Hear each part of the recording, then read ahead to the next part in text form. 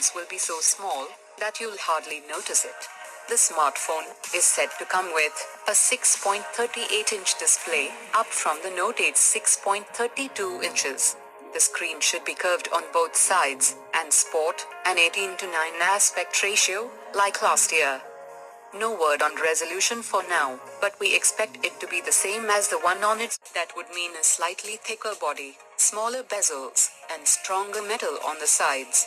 The S Pen will, of course, just like the Vivo X20 Plus.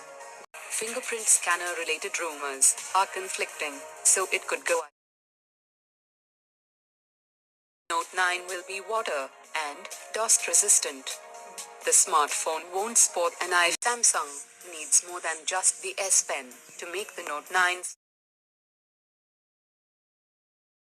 with a free pair of AKG headphones in the box, like its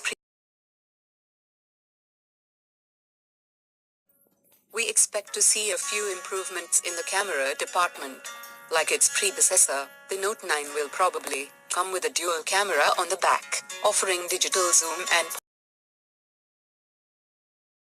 facial recognition, an iris scanner, and the intelligent scan feature. Already CS9 series, which is especially handy for low-light photography. The ability to capture super slow-motion videos at 960 FPS could make its way from the S9. Note 9 will probably be powered by the latest Snapdragon 810 chipset, depending on the region, just like the Galaxy S9. There's a chance Samsung might bump up the RAM when it comes to battery size,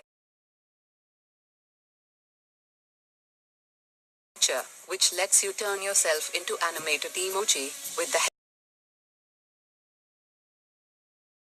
Galaxy Note 9 may hit the shelves sooner than its predecessor, which was unveiled at the end of August last year and released